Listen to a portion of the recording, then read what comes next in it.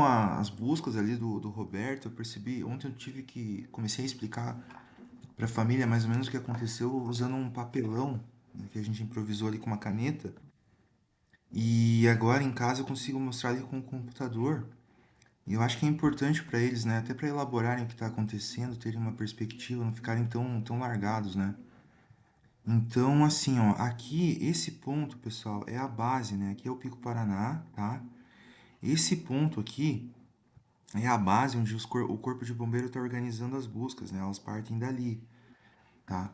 O que que aconteceu na noite ali do Réveillon com a situação do Roberto?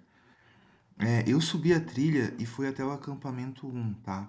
Para vocês entenderem o que que é a trilha do Pico Paraná, a trilha do Pico Paraná ela é muito, em alguns pontos ela é muito bem delimitada, muito aberta, né? Por, pela quantidade de gente que vai ali, né? Então, por exemplo, aqui você consegue ver até com satélite a trilha, sabe? E em alguns pontos não, em alguns pontos ela é bem fechada porque é mata, né? Região de mata, por exemplo, aqui você já não enxerga, tá? Então, assim, a trilha do Paraná, do Pico Paraná, ela tem uma caminhada de aproximação muito extensa, né? Que são vários morros, né? E você começa a subir o Pico Paraná, bem dizer, quando você já está aqui, né? Aqui é a subida do Pico Paraná. Antes você está se aproximando, você vai passar entre dois morros, que é o Itapiroca e o Caratuva, para aí você alcançar o começo da subida da trilha. E tem um ponto de acampamento, e quando o pessoal falar acampamento, para vocês entenderem, são essas áreas que são mais abertas, assim, ó. Então eu vou dar um zoom aqui para vocês verem direito.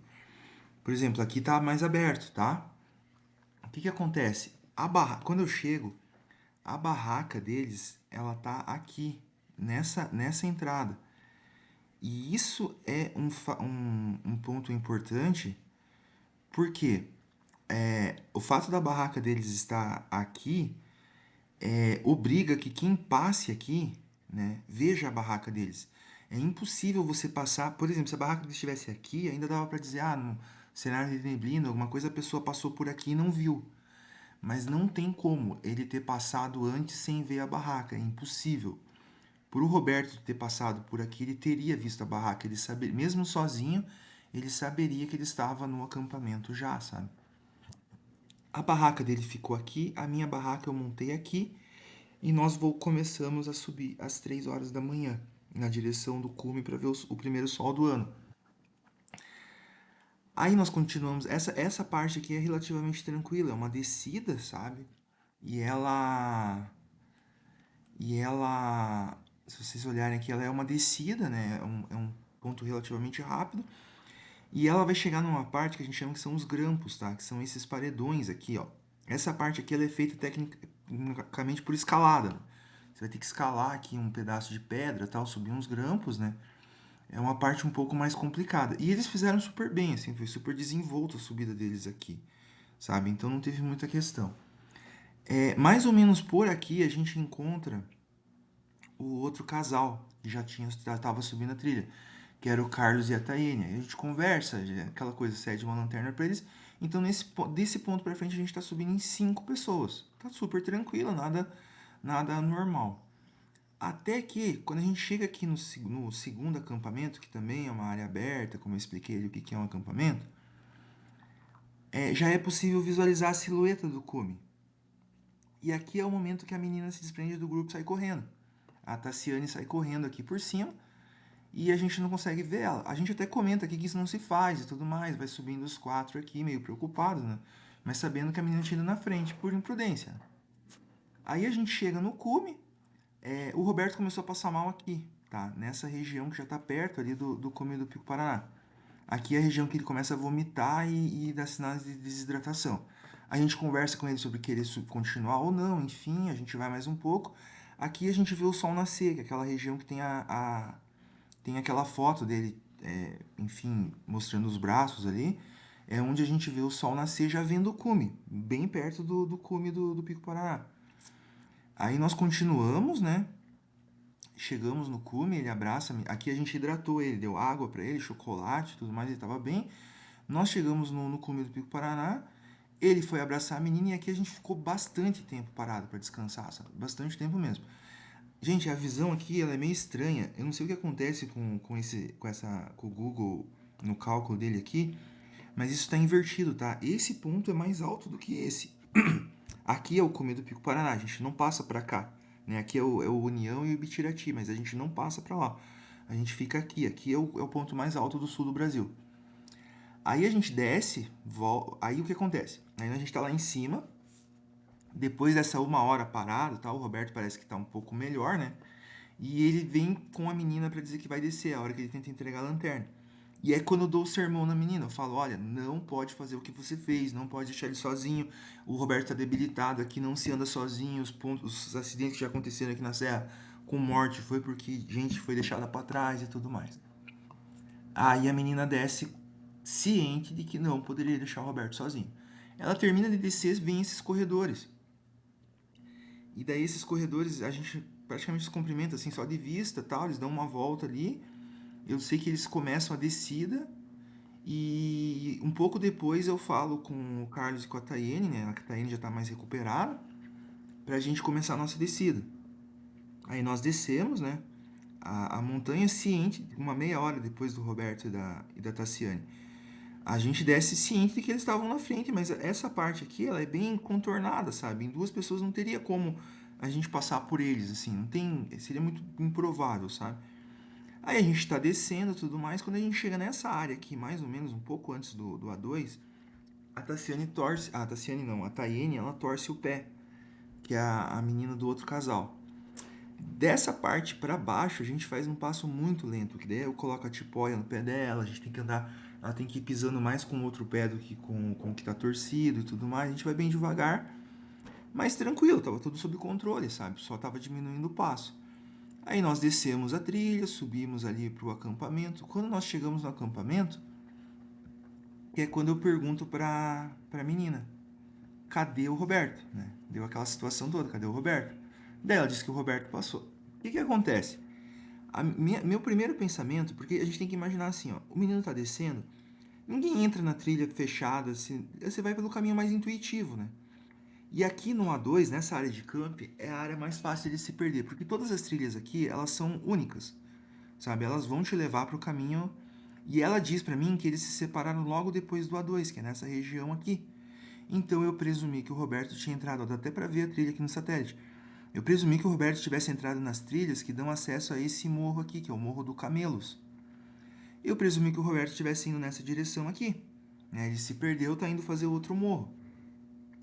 Ou então, né, que ele pudesse ter descido aqui no vale, que é ali na parte dos grampos, você tem uma questão que é um vale ali, ó.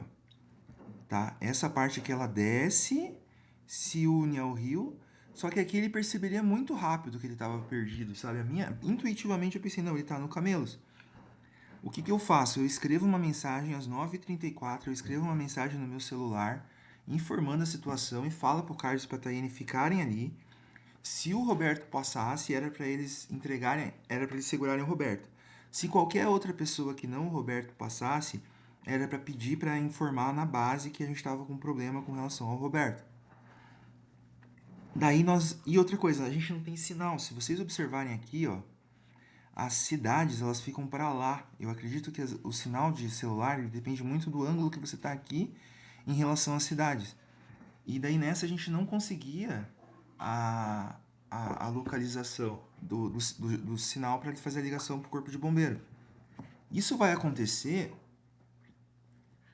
aqui, quando a gente chega antes do vale. Aqui é mais ou menos às 10 horas quando eu ligo. Aí eu fiz a menina vir junto comigo, né? Eu obriguei ela a mostrar pelo menos aonde que se separou do Roberto, porque eu sei que ali a situação é perigosíssima, né? Principalmente porque o menino estava debilitado. Aí eu desço e eu informo o corpo de bombeiro um pouco antes da descida. Aqui eu já informo, aqui eu faço a ligação pro corpo de bombeiro. Aí eu falo pro corpo de bombeiro, olha, o menino tá debilitado, a situação é essa, eu tô indo na direção do Camelo. Se eu encontrar ele lá e ele tiver em condição de vir, eu aviso vocês de novo, mas ele tava bem debilitado. Aí nisso nós descemos e fomos lá até o Camelos. Mas antes, aqui nesse vale, nós amarramos uma blusa, porque nosso medo era a gente passar e o Roberto ter subido aqui e se desencontrar conosco.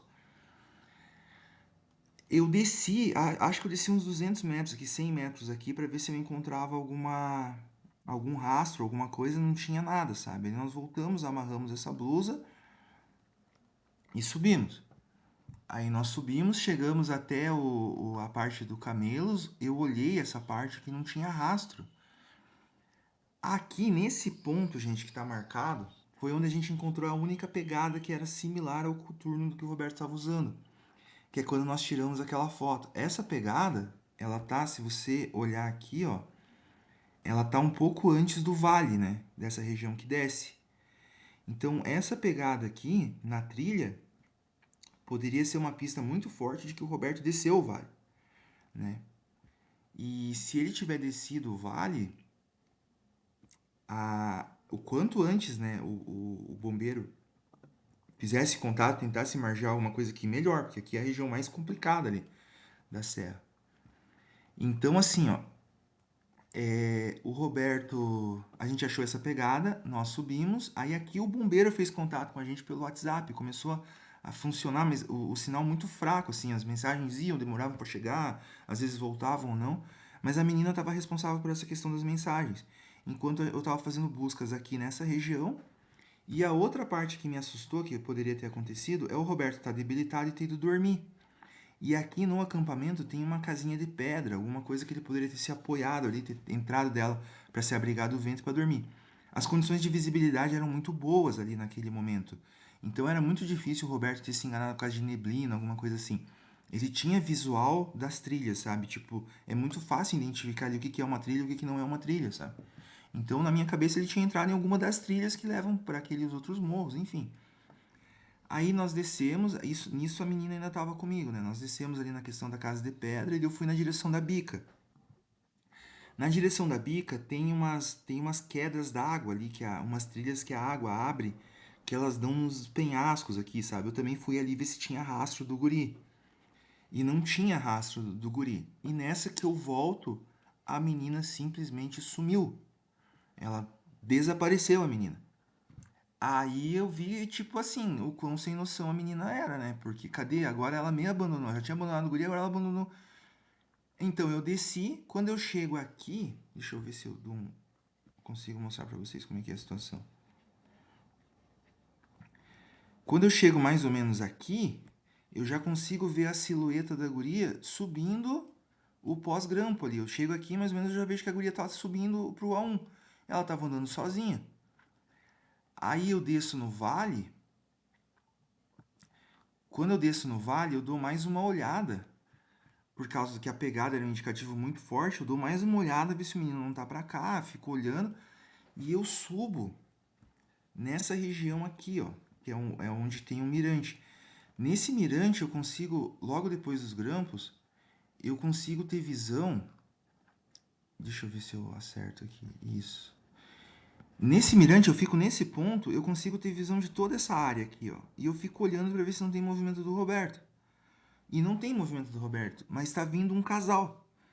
Tá vindo duas pessoas, um com uma roupa vermelha, outro com uma jaqueta azul. Eles estão descendo e o Roberto estava todo de preto, né? Aí eu vi que não era ele. Eu esperei um pouco até que eu encontro eles. Eu pergunto do Roberto. Eles falam que não. Um pouco antes desse casal chegar, passou o helicóptero. O helicóptero veio nessa região aqui, né? Fez buscas nessa área aqui, né? Então, qual que é a questão da menina ter saído com o único celular? Eu não pude avisar pro corpo de bombeiro da questão da pegada, que pela pegada, o menino, a maior probabilidade é que o menino estivesse na área do Krakatu aqui, no vale, no Cacatu. E o helicóptero acho que ficou fazendo buscas aqui. Tanto é que depois eu soube que a primeira equipe que desceu foi procurar o menino na área do Camelos. Né? Não foi procurar o menino na área do vale. Né? Ele perdeu tempo por causa da teimosia da menina de não esperar, querer sair na frente, sabe? Então, de novo, ela me deixou em risco ali, me abandonou, eu procurando o menino, eu podia ter me acidentado também, ter ficado ali sem companhia, porque a menina resolveu andar sozinha de novo, né? Enfim, e nessa parada que eu fiz pra ficar vendo aqui, quem faz exercício de alta intensidade sabe, tipo, você não pode parar que te dá cãibra, sabe? Eu fiquei parado ali, tipo, uma hora e meia, olhando pra ver se tinha alguma movimentação de bombeiro, de alguma coisa, e não. E nessa eu subi com as pernas assim, tipo, queimando, sabe? Aí eu cheguei no acampamento 1, não tinha, a minha barraca estava desmontada, estava guardada dentro da mochila. Depois o Carlos e a Tayane me explicaram que a menina ia descer, eles desceram todos juntos e que ela falou, enfim, que era para descer. Mas eles deixaram os meus celulares guardados, deixaram tudo organizado, toda a minha mochila organizada, sabe? E não tinha ninguém ali. Aí eu desci com o casal, foi junto comigo até o A1. Depois eles passaram, eu descansei um pouco, tomei água e fui descendo num passo mais lento. Aí eu chego no morro do Getúlio. Nesse período eu até fiquei aliviado. Eu pensei, não, a menina não pode ser tão sem noção. Ela foi embora. Se ela foi embora, o helicóptero encontrou o guri. Como ela estava com o celular, avisaram que ela podia ir embora, né? E foi a única explicação que eu tive na minha cabeça. Aí, quando eu chego aqui no Morro do Getúlio, um pouco depois do Morro do Getúlio, eu encontro uma equipe do Corpo de Bombeiros subindo. Aí eu percebo que o negócio é sério, que o Roberto ainda não tinha sido encontrado, sabe? E se a equipe estava subindo, também esgotava a chance dele ter descido direto, né? E daí o desespero bateu. Aí eu desci, né? Fui até a casa. E quando eu chego lá na casa, eu já converso com o bombeiro, repasso a situação toda. E a menina tá lá de banho tomado, sabe? E enfim, não vou julgar. Mas essa foi a situação. O que tem de útil para a família, que eu acho importante vocês saberem, pessoal, é que assim, ó, se o Roberto tiver entrado para a direita, é pouco provável, só por acidente ele teria vindo para essa direção, tá? E aqui as chances de sobrevivência dele seriam muito baixas, mas o pessoal já olhou muito aqui ontem, né? Foi quando os bombeiros olharam com drone e tudo e não acharam nada, né? Para trás ali é impossível, é muito pouco, muito pouco provável o Roberto ter ido naquela direção. A menos que a menina tenha mentido e o desencontro deles tenha sido mais pra cá, sabe? Enfim. Mas se ele se perde do acampamento, ou se aquela pegada de fato é dele, né? A maior chance é desse menino ter descido o vale, né? E ter costeado pelo rio, que é o que o pessoal tá falando que geralmente é o que acontece quando o pessoal se perde lá, né? E nessa região do rio você não ouve apito, você não ouve grito, você não ouve helicóptero, pra ter uma ideia. Gente que já se perdeu aqui já falou que não ouviu o helicóptero, não ouviu nada. Então, assim, ele pode ter se perdido aqui e na hora de voltar se perdeu de novo. Isso também acontece, sabe? Porque não é uma trilha definida aqui, é mata fechada praticamente. Então ele pode ter vindo na direção do Luar, na direção do Siri, na direção do Krakatoa, ele pode ter subido o rio, que aqui tem um afluente também. Então, assim, essa zona de busca aqui é a mais importante, acredito eu, para encontrar o Roberto vivo, né? E ela é bem longa, bem extensa, sabe? Mas já tem relatos de gente ali que ficou 6 dias sem água, sem comida. Só que o que chama atenção, gente, é que assim, ó, geralmente esses resgates, né? Busca, enfim, eles começam 48 horas depois que a pessoa sumiu. Quando o pessoal lá da casa dá conta, fulano não apareceu no trabalho, alguma coisa assim. O caso do Roberto foi 2 horas depois, gente. Foi o tempo de assim, ó, desse pedaço aqui até esse pedaço aqui alguma coisa aconteceu. E a gente não sabe o que. Parece que tem uns corredores nessa história aqui que passaram por eles, né? A gente não sabe qual foi o ponto ou não. Mas é nesse pedaço aqui que acontece alguma coisa com o Roberto, né? E as buscas estão focadas nessa região aqui. Já são 4 dias de busca na mesma região, né? Então, para a família ter uma noção aí do que está acontecendo, sabe?